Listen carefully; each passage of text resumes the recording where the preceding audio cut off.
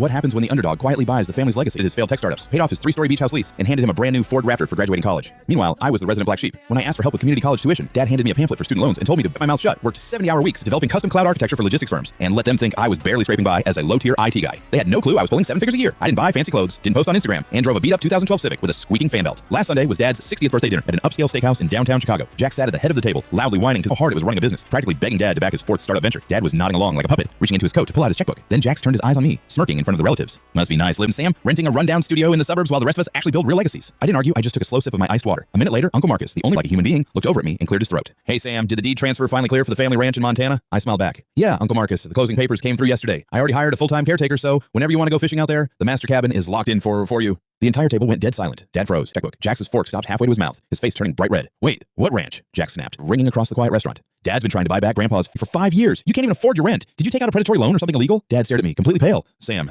how are you buying a multi-million-dollar ranch? Jack slammed his napkin down. He's lying, Dad. He's just trying to embarrass us. That's when Uncle Marcus slowly set his glass down and shut your mouth, Jax. Uncle Marcus said quietly. His voice carried a razor-sharp edge that made the whole table freeze. Uncle Marcus, stay out of this. I said sit down. Marcus cut in. The reason Sam bought that ranch in cash is because he built a multi-million-dollar tech firm completely on his own. And the reason you had private prep school, zero debt, at 22, Marcus paused, letting the silence suffocate the room, is because your father quietly drained Sam's entire inheritance from his late mother's trust to finance your lifestyle. It's white as a sheet, staring down at his trembling hands. Sam found out the day he turned 18, Uncle Marcus added with a cold smile. He could have sent your dad to federal prison. Instead, he quietly bought up the underlying mortgage on your beach house last month. So if I were you, Jax, I'd be real polite to your brother, because he's... Nobody said a word. Jax looked from Dad's guilty face back to mine, completely shattered. I didn't yell, I didn't brag, I just picked up my fork, looked my brother dead in the eye and said, pass the butter.